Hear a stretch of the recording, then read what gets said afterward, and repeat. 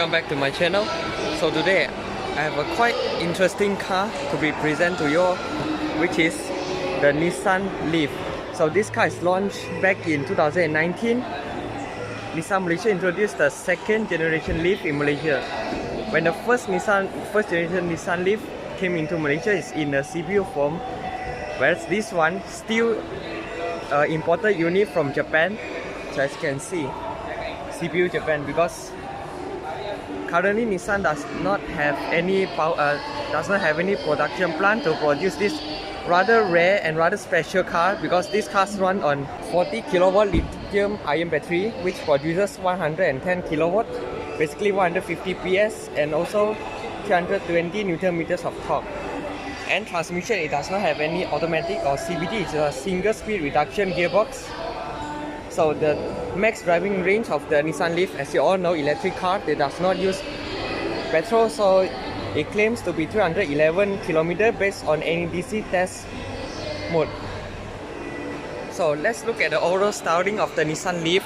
This is the second generation unit. So in my opinion, the second generation looks more conventional compared to the first generation, which has a very quirky look. So let's start from the front.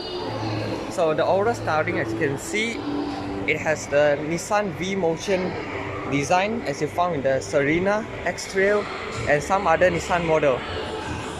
And this being a full electric vehicle, basically you get a charging port at the front. So this is for your regular home charging port, and whereas this one is the fast charging. So it took 7 hours to full charge.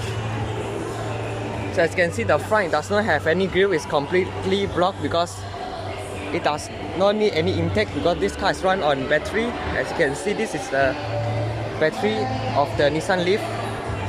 So it's a 40 kilowatt per hour battery.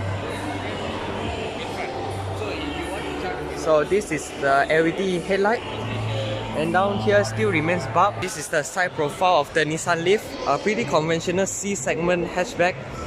Basically, in my opinion, the size are similar to the Volkswagen Golf, and it does have a floating roof design, as you can see, with a dual tone design between a combination of white and also blue. Blue signifies electric vehicle or hybrid vehicle.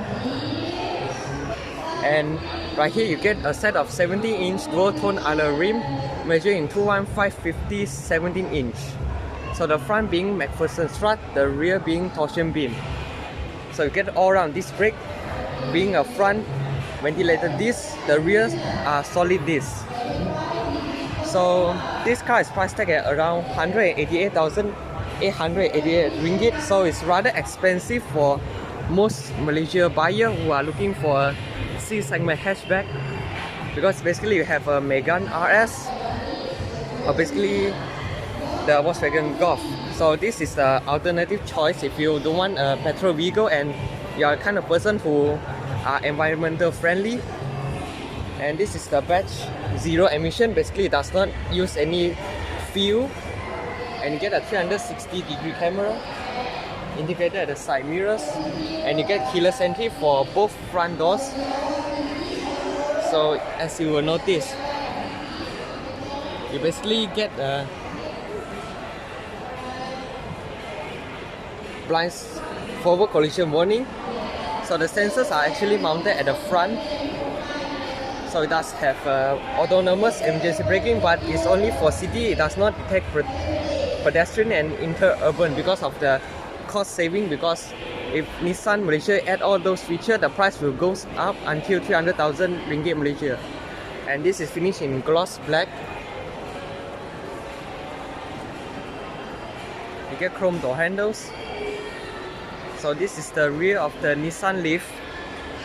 To me, it looks quite upmarket, and this taillight reminds me of the Juke and also the Nissan Murano, which is not a bad thing, because this taillights finished in LED looks outstanding and looks so stunning in my opinion.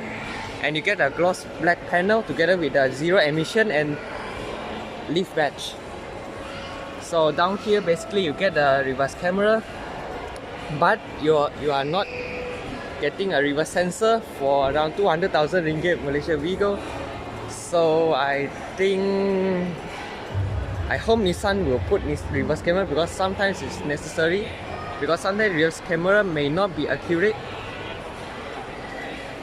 Some people will prefer reverse sensors always over a reverse camera.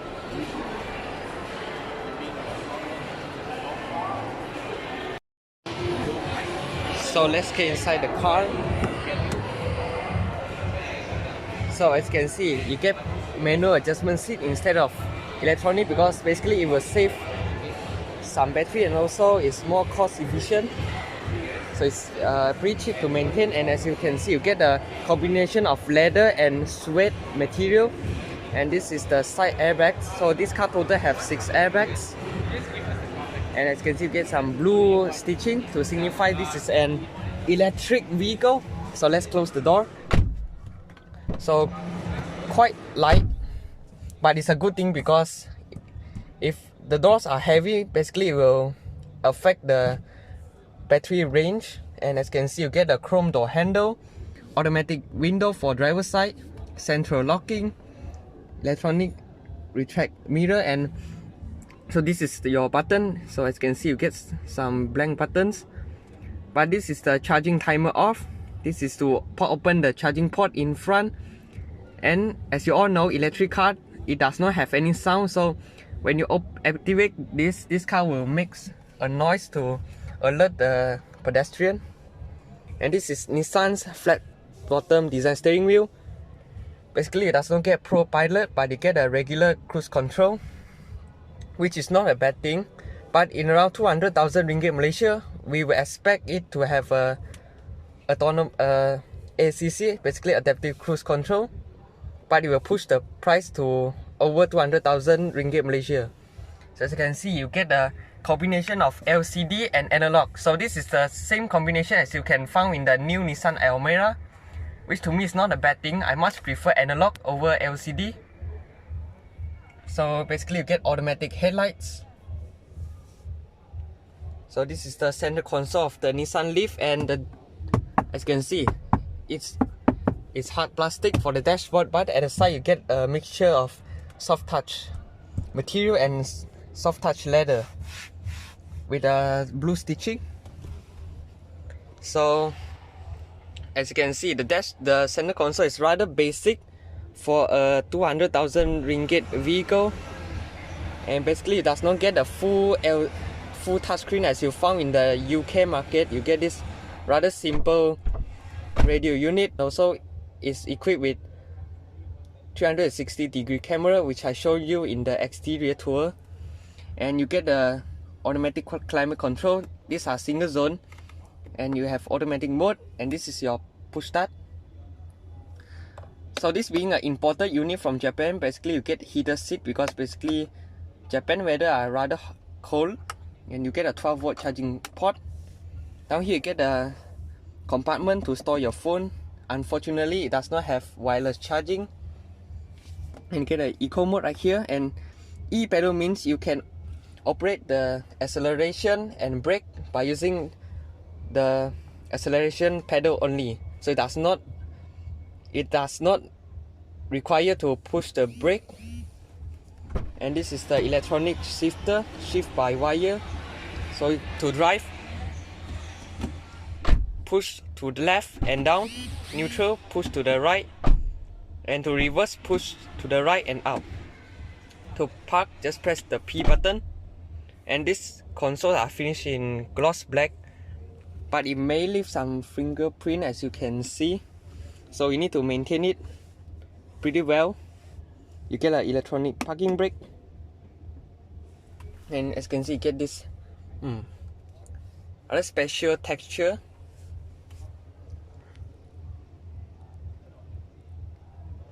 So you get 2 cup holders and a rather small center armrest.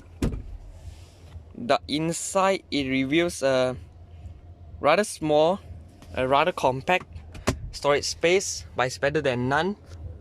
You get dimming light, venting mirror with a sun visor and a grip handle. So let's go to the rear seats.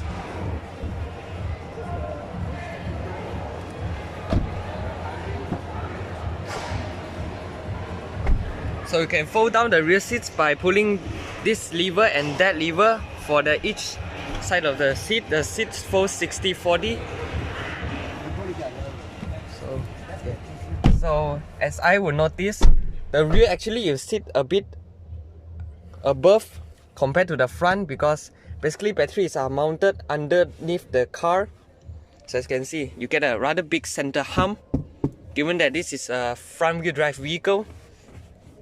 And as for leg room, I get about this much, and I get about this much in terms of headroom. So it's actually not bad, but as you can see, I get slightly less thigh support, but the seats are nice and comfortable and very plush as well. As you can see, you get a sweat materials, and unfortunately you does not get central armrest for a 200,000 ringgit Malaysia vehicle. But I understand, because this is an electric vehicle and it needs sometimes to get used to it when you are considering an electric vehicle, and it does not get rear aircon vents. But I believe the aircon at the front is enough to cool down the whole car, and get 2 seats pockets. So let me fold down the rear seats.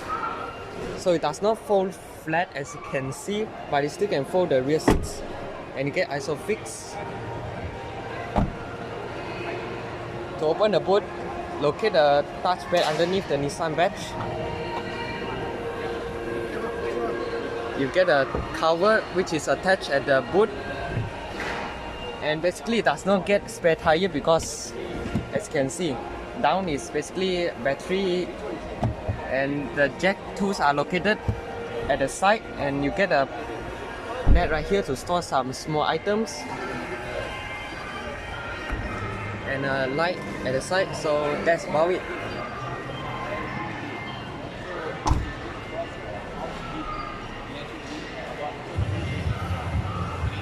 So what you think about the Nissan Leaf? Comment down below and let me know.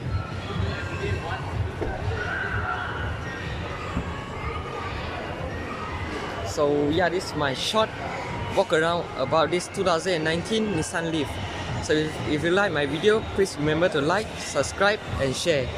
Cheers guys.